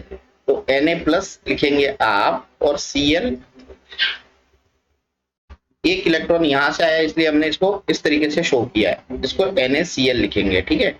इसको आप इस तरीके से भी लिख सकते हैं Na प्लस Cl माइनस, इसको डायरेक्ट आप NaCl भी लिख सकते हैं। तो ये तीनों तरीके हैं लिखने के। इसका एटॉमिक आप स्ट्रक्चर से भी आप समझा सकते हैं कि देखिए आप, ये मैं सोडियम का समझा रहा हूं आपको, ये सोडियम है, ये आपका 2 8 और 1 ये था।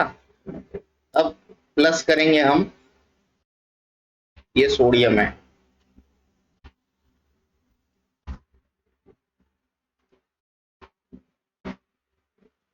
इसमें कितने इलेक्ट्रॉन है? 7 है, 3 4 5 6 और 7।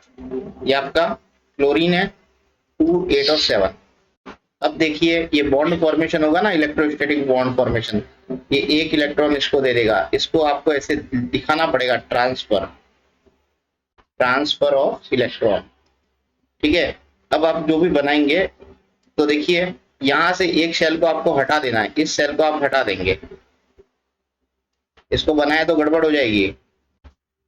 तो यहाँ पे इस शेल के अंदर आपको 2 और 8 ही दिखाना है, ठीक है। तो यहाँ पे आपको 8 इलेक्ट्रॉन दिखाने हैं, 3 4 5 6 7 और 8, ये दिखा दिया आपने।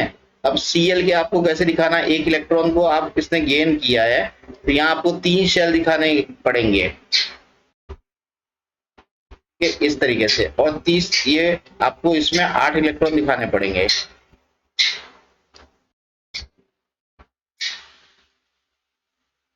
2 8 और 8, तो ये हो गया आपका Na प्लस और ये हो गया आपका Cl माइनस, ठीक है। आपको समझ में आ गया होगा। देखिए ये आपको समझ में आ गया होगा। अब हम आगे बात करते हैं, एक और एग्जांपल लेके समझा देता हूं। मैग्नीशियम क्लोराइड हम कैसे फॉर्म करेंगे, मैग्नीशियम क्लोराइड का स्ट्रक्चर हम कैसे फॉर्म करेंगे वो देख लेते हैं हम। तो एक और एग्जांपल है फॉर्मेशन ऑफ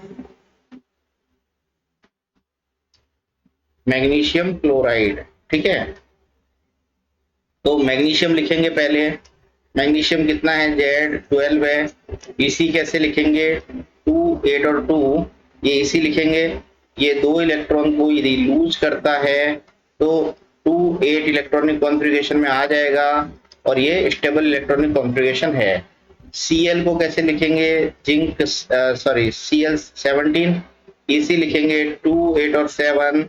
यदि ये एक इलेक्ट्रॉन को गेन करता है तो ये 2 8 और 8 का इसी इसको मिल जाएगा, ओके। तो ये स्टेबल इलेक्ट्रॉनिक कॉन्फ़िगरेशन मिल जाएगा। अब देखिए यहाँ पे ये 2 इलेक्ट्रॉन लूज कर रहा है, इधर क्लोरीन 1 इलेक्ट्रॉन ले रहा है, तो 2 इलेक्ट्रॉन को लेने के लिए आपको 2 क्लोरीन की जरूरत पड़ेगी। तो 2 chlorine atom accept 2 electrons from magnesium. ये ध्यान रखना है कितने इलेक्ट्रॉन लेना पड़ेगा, 2, ठीक है। तो यहाँ पे 1 है, यहाँ पे 2 है, तो 2 क्लोरीन लेंगे तो ये एक इसको दे देगा, एक उसको दे देगा। तो देखिए कैसे इसको बनाते हैं, आपको एग्जाम में पूछता है कि कैसे बनाना है आपको। तो यहाँ पे इसके हम क्रॉस से बना देते हैं इलेक्ट्रॉन को वैलेंस शेल के। ये Cl है, Cl के पास में हमने कितने बनाए थे इलेक्ट्रॉन, 7 इलेक्ट्रॉन बनाए थे, 6 और 1 ये 7। अब ये 2, इसको 1 चाहिए, एक इसको दे देगा, एक दूसरे को दे देगा, तो देखिए इसको भी हम इस तरीके से बना देते हैं, और इलेक्ट्रॉन के ट्रांसफर को दिखाना है आपको, एग्जाम में पूछते हैं, ऐसे ही आता है एग्जाम में। ओके, तो इलेक्ट्रॉन का ट्रांसफर हो रहा है यहाँ से, ठीक है, तो ऐसा आप उसको शो करेंगे। तो मैग्नीशियम आपके +2 में दिखाएंगे, और Cl को कैसे दिखाएंगे आप, Cl इस तरीके से दिखाएंगे, क्रॉस, इस तरीके से भी आप बना सकते हैं 2 Cl को, ये आपका बन गया, ठीक है। या फिर आप इसको ऐसे भी बना सकते हैं, Mg+2 और Cl, यहाँ पे आप इसको, 1 मिनट, यहाँ से आपको नजर नहीं आ रहा होगा क्योंकि यहाँ पे मेरा, तो देखिए ये आप इसको ऐसे बना सकते हैं, या फिर आप इसको कैसे बनाएंगे, यहाँ पे मैं आपको एक्सप्लेन कर देता हूँ। Mg+2 और आप इसको लिखेंगे Cl 1 2 3 4 5 6 7 और इसका ट्वाइस कर दीजिए, ठीक है। और इसके ऊपर माइनस चार्ज आप लगाना मत भूलना, यहाँ पे माइनस चार्ज है, ठीक है। इस तरीके से आपको बताना पड़ेगा। ओके, अब हम एक और एग्जांपल ले लेते हैं, लास्ट।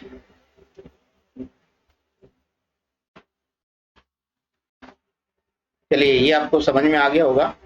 अब हम एक लास्ट एग्जांपल लेके समझते हैं। देखिए अब मैं एक एग्जांपल लेता हूँ, formation of magnesium oxide. Actual में इस तरीके से आयनिक बॉन्ड फॉर्मेशन एग्जाम में जरूर आएगा, फॉर्मेशन ऑफ मैग्नीशियम ऑक्साइड, इसको कैसे बनाएंगे आप। तो सबसे पहले तरीका वही है, मैग्नीशियम का एटॉमिक नंबर लिखना है, EC लिखना है आपको 2 8 और 2, बताना है कि ये 2 इलेक्ट्रॉन यदि लूज करेगा तो स्टेबल इलेक्ट्रॉनिक कॉन्फ़िगरेशन में आ जाएगा, ठीक है, इसलिए ये 2 इलेक्ट्रॉन को लूज करेगा। ऑक्सीजन जो है उसका एटॉमिक नंबर कितना होता है आपका, ऑक्सीजन का एटॉमिक नंबर 8 होता है। EC कैसे लिखते हैं इसका, 2 और 6। यदि ये 2 इलेक्ट्रॉन,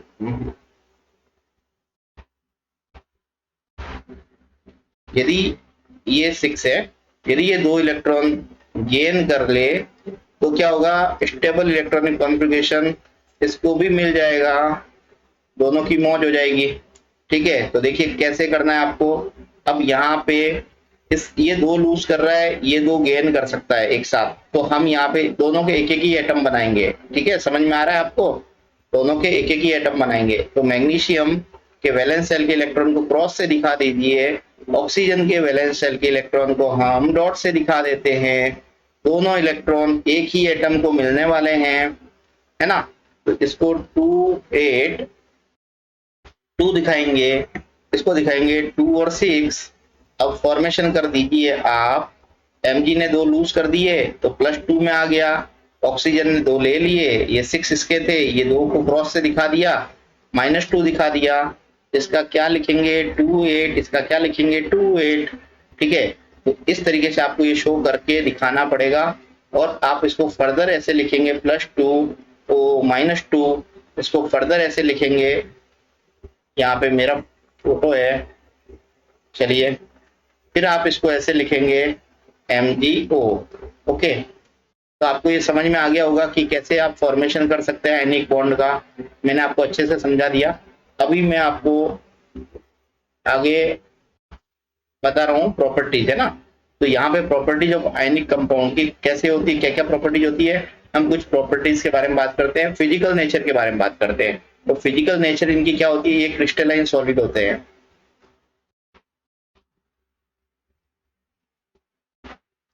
कैसे होते हैं, क्रिस्टलाइन सॉलिड होते हैं, सारी आयनिक कंपाउंड क्रिस्टलाइन सॉलिड होते हैं, ये हार्ड होते हैं, ठीक है। हार्ड होने का रीजन क्या है, स्ट्रॉन्ग फोर्स ऑफ अट्रैक्शन, इनके बीच में फोर्स ऑफ अट्रैक्शन बहुत ज्यादा होता है बिटवीन आयंस, आयंस के बीच में फोर्स ऑफ अट्रैक्शन बहुत ज्यादा होता है। लेकिन ये जो आपके आयनिक कंपाउंड होते हैं वो ब्रिटल होते हैं। ब्रिटल का मीनिंग लास्ट क्लास में समझाया था कि आप उसको हैमर से यदि मारेंगे तो ब्रेक हो जाएगा, वो पीसेज में है, ब्रेक इनटू पीसेज। तो ये सारे क्या होते हैं, ब्रिटल्स होते हैं, ठीक है। जब आप इसको हैमर से मारेंगे, जब इस पे फोर्स अप्लाई करेंगे तो ये पीसेज में टूट जाएंगे। आगे देखते हैं हम मेल्टिंग एंड बॉइलिंग पॉइंट के बारे में बात करते हैं। देखिए जितने भी आयनिक कंपाउंड्स होते हैं उनका मेल्टिंग पॉइंट और बॉइलिंग पॉइंट जो होता है हाई होता है, high melting point and boiling point. ऐसा क्यों होता है, हाई क्यों होता है? जैसे आप देखिए इनके फोर्स ऑफ अट्रैक्शन जो है ना वो बहुत ही ज्यादा स्ट्रॉन्ग होते हैं, और मेल्टिंग पॉइंट और बॉइलिंग पॉइंट जो होता है वो एक्चुअल में फोर्स ऑफ अट्रैक्शन पे डिपेंड करता है। फोर्स ऑफ अट्रैक्शन जितना ज्यादा होगा, है ना, जितना स्ट्रॉन्ग बॉन्ड फॉर्म करेंगे उतना ही ज्यादा आपका मेल्टिंग पॉइंट और बॉइलिंग पॉइंट होगा। तो एक दो एग्जांपल देख लेते हैं हम। NaCl, NaCl का मेल्टिंग पॉइंट और बॉइलिंग पॉइंट देखिए आप कैसे होता है। इसका मेल्टिंग पॉइंट जो होता है 1074 केल्विन होता है। इसका बॉइलिंग पॉइंट जो है आपका 1686 केल्विन होता है। ठीक है, तो देखिए यहाँ से 1000 डिग्री 1000 केल्विन से भी ज्यादा है, 1600 केल्विन से भी ज्यादा है। ठीक है, अब लिथियम क्लोराइड इसका देखिए आप, इसका 887 केल्विन मेल्टिंग पॉइंट होता है और आपका 1600 केल्विन जो है वो इसका बॉइलिंग पॉइंट होता है। तो ये देखिए ये भी बहुत ज्यादा है आपका। कैल्शियम ऑक्साइड, कैल्शियम ऑक्साइड का मेल्टिंग पॉइंट आपका 2850 kelvin, boiling point calcium oxide का होता है 3120 केल्विन। तो इतना ज्यादा मेल्टिंग और बॉइलिंग पॉइंट होता है। तो आपको अब समझ में आ गया होगा कि जितने भी आयनिक कंपाउंड्स होते हैं उनके मेल्टिंग पॉइंट और बॉइलिंग पॉइंट ज्यादा होते हैं, क्योंकि ये स्ट्रॉन्ग फोर्स ऑफ अट्रैक्शन से जुड़े हुए होते हैं। तो इलेक्ट्रोस्टैटिक फोर्स ऑफ अट्रैक्शन जो है वो स्ट्रॉन्ग फोर्स ऑफ अट्रैक्शन है, बॉन्ड बहुत ही स्ट्रॉन्ग होते हैं, इसलिए मेल्टिंग पॉइंट बॉइलिंग पॉइंट बहुत ज्यादा होते हैं। नेक्स्ट देखते हैं हम सॉल्युबिलिटी, है ना। तो सॉल्युबिलिटी ये क्या होता है, एक्चुअल में फ्रीली सॉल्युबल होते हैं वाटर के अंदर। कैसे होते हैं? Freely soluble in water, water में ये फ्रीली सॉल्युबल होते हैं। ठीक है, तो वाटर क्या होता है, ये एक्चुअल में फ्रीली सॉल्युबल इन वाटर लिखिए, freely soluble in polar solvent, polar solvent में फ्रीली सॉल्युबल होते हैं। लेकिन ये नॉन पोलर सॉल्यूशन में, सॉल्वेंट में सॉरी, नॉन पोलर सॉल्वेंट में सॉल्युबल नहीं होते। ठीक है, पोलर सॉल्वेंट में सॉल्युबल होते हैं। पोलर सॉल्वेंट जैसे आपका वाटर है, अमोनिया है, ठीक है, ये सारा लिक्विड अमोनिया, अमोनिया नहीं लिक्विड अमोनिया, ये सारी आपके पोलर सॉल्वेंट होते हैं, इसमें पोलरिटी होती है। देखिए ये क्या करते हैं, इसको डिसॉल्व कर लेते हैं। तो इसका मतलब स्ट्रॉन्ग फोर्स ऑफ अट्रैक्शन जो होता है, इलेक्ट्रोस्टैटिक फोर्स ऑफ अट्रैक्शन, उसको ये सॉल्वेंट क्या कर देते हैं, उसको ओवरकम कर देते हैं। ऐसा क्यों होता है? मेनली जो है सॉल्वेंट वाटर यूज करते हैं, वाटर का डाई इलेक्ट्रिक कांस्टेंट बहुत ही ज्यादा हाई होता है, डाई इलेक्ट्रिक कांस्टेंट इसकी वैल्यू होती है 80। तो जितने भी सॉल्वेंट है उसमें सबसे ज्यादा डाई इलेक्ट्रिक कांस्टेंट वाटर का होता है। ये सबको डिसॉल्व करने की, बहुत सारे ऑर्गेनिक कंपाउंड्स को डिसॉल्व करने की ये टेंडेंसी रखता है। तो देखिए पोलर जो है ना, वाटर, वाटर को पोलरिटी कैसे शो करते हैं हम, ये आपका वाटर है, इस पे डेल्टा पॉजिटिव चार्ज, इस पे डेल्टा नेगेटिव चार्ज, इस पे डेल्टा पॉजिटिव चार्ज, ये पोलरिटी इंड्यूस हो जाती है इस तरीके से, है ना। मतलब यहाँ पे इसकी इलेक्ट्रोनेगेटिविटी ऑक्सीजन की ज्यादा होती है, हाइड्रोजन की कम होती है, तो बॉन्ड के इलेक्ट्रॉन जो है वो ऑक्सीजन की तरफ खिसक जाते हैं, चले जाते हैं, इसलिए पोलरिटी आ जाती है। इस पे पार्शियल नेगेटिव चार्ज आ जाता है, इस पे पार्शियल पॉजिटिव चार्ज आता है, इसी को हम पोलरिटी बोलते हैं। तो हम यहाँ पे इसको इस तरीके से भी देख लेते हैं कि यहाँ पे इसको इस तरीके से भी शो करते हैं। ठीक है, ये पोलरिटी है। ठीक है, एक बॉन्ड की पोलरिटी को हम प्लस माइनस से भी शो करते हैं। ओके, अब देखिए आपका NaCl का मैं आपको बता देता हूँ कि कैसे ये सॉल्युबलाइज होता है। तो Na आपका ये है प्लस में होता है, और Cl जो है ये आप इसका बॉन्ड समझ लीजिए, ये Cl माइनस है। जब आप ये स्ट्रॉन्ग फोर्स ऑफ अट्रैक्शन है, ठीक है। अब वाटर के अंदर जैसे ही डालेंगे ना, तो यहाँ पे ये सोडियम को वाटर क्या करेगा, सराउंड कर देगा, सोडियम को वाटर सराउंड कर देगा। कैसे सराउंड करेगा दिखा रहा हूं मैं आपको, इस तरीके से सराउंड कर देगा। ठीक है, अब सराउंड कौन करेगा, इसका नेगेटिव पार्ट करेगा, क्योंकि ये पॉजिटिव है ना, पॉजिटिव पार्ट तो दूर चला जाएगा वाटर का, नेगेटिव पार्ट इसको सोडियम को सराउंड कर देगा। नेगेटिव पार्ट सोडियम को सराउंड कर देगा, पॉजिटिव पार्ट दूर चला जाएगा। ठीक है, अब यहाँ पे क्लोरीन को कौन करेगा, पोलैरिटी की वजह से। देखिए यहाँ पे नेगेटिव चार्ज कौन सा है, ऑक्सीजन। ये ऑक्सीजन जो है वो सोडियम को सराउंड कर रहा है। यहाँ पे देखिए इसको कौन करेगा, पॉजिटिव चार्ज सराउंड कर देगा, मतलब हाइड्रोजन सराउंड करेगा इसको, ठीक है, इस तरीके से सराउंड कर देगा। और ये सराउंड करने से क्या होगा, इस बॉन्ड को क्या कर देगा, वो वीक कर देगा, ठीक है। और अल्टीमेटली ये बॉन्ड जो है वो एक्चुअल में फोर्स ऑफ अट्रैक्शन को कट ऑफ कर देगा, cut of the force of attraction. कौन करता है, आपका वाटर। और जब ये force of attraction cut off हो जाएगा, टूट जाएगा, तो ये पूरा का पूरा वाटर में जो है वो सॉल्युबलाइज हो जाएंगे। समझ में आ गया होगा आपको। आगे देखिए कंडक्शन ऑफ इलेक्ट्रिसिटी, ठीक है। तो देखिए जितने भी आयनिक सॉलिड्स होते हैं, आयनिक सॉलिड्स होते हैं, वो एक्चुअल में सॉलिड फॉर्म के अंदर इलेक्ट्रिसिटी का कंडक्शन नहीं करते हैं, कंडक्शन नहीं करते हैं। सॉलिड फॉर्म में इलेक्ट्रिसिटी का कंडक्शन नहीं होता। क्यों नहीं होता भाई इसका कंडक्शन, क्योंकि इसमें स्ट्रॉन्ग फोर्स ऑफ अट्रैक्शन से ये जुड़े हुए रहते हैं, ठीक है। फोर्स ऑफ अट्रैक्शन जो है बहुत ही ज्यादा स्ट्रॉन्ग होता है, तो आपके आयंस का मूवमेंट नहीं हो पाता, मूवमेंट नहीं हो पाता। आयंस मूवमेंट करेंगे ना एक जगह से दूसरी जगह पे, तभी तो इलेक्ट्रिसिटी प्रोड्यूस होगी, ठीक है। इलेक्ट्रिसिटी के कंडक्शन के लिए आयन का मूवमेंट होना जरूरी है, लेकिन स्ट्रॉन्ग फोर्स ऑफ अट्रैक्शन से ये आयन हिल भी नहीं सकते हैं, है ना, सॉलिड फॉर्म में, तो ये कंडक्शन नहीं कर सकते हैं, ठीक है, सॉलिड स्टेट में। तो जब आप करंट अप्लाई करते हैं, व्हेन वी अप्लाइड करंट, तो ये क्या होगा, इलेक्ट्रिसिटी फ्लो नहीं होगी। करंट अप्लाई करने पर आपके आयंस का मूवमेंट नहीं होने की वजह से, आयंस के मूवमेंट नहीं होने की वजह से आपका इलेक्ट्रिसिटी कंडक्ट नहीं होती। लेकिन ये इलेक्ट्रिसिटी कंडक्ट करते हैं एक तो मोल्टन स्टेट में और दूसरा लिक्विड फॉर्म में, ठीक है। या फिर लिक्विड फॉर्म नहीं बोलते इसको, एक्वस सॉल्यूशन में बोलते हैं, एक्वस सॉल्यूशन में आयनिक कंपाउंड इलेक्ट्रिसिटी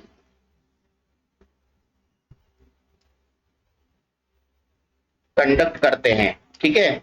अब देखिए एक्वस सॉल्यूशन की आपको बात करें तो एक्वस सॉल्यूशन मैंने आपको बताया था, वाटर के अंदर जब आप NaCl को डाल दो तो NaCl का एक्वस में सॉल्यूशन बन जाता है वाटर में। तो ये वाटर क्या करेगा, इसके फोर्स ऑफ अट्रैक्शन को ओवरकम कर देगा, ठीक है, फोर्स ऑफ अट्रैक्शन को वीक कर देगा, ओवरकम कर देगा, फोर्स ऑफ अट्रैक्शन को कट ऑफ कर देगा, जिसकी वजह से आयंस जो है वो मूव करने लग जाएंगे। और आयंस मूव करेंगे तो जब आप करंट अप्लाई करेंगे तो आयंस जो है मूवमेंट करेंगे, और ये आयंस के मूवमेंट करने की वजह से ये इलेक्ट्रिसिटी का कंडक्शन शो करेंगे, ठीक है। अब देखिए मोल्टन स्टेट में क्या होता है, एक आपको मैं और स्लाइड लेके एक्सप्लेन कर देता हूं। मोल्टन स्टेट में भी देखिए, मोल्टन स्टेट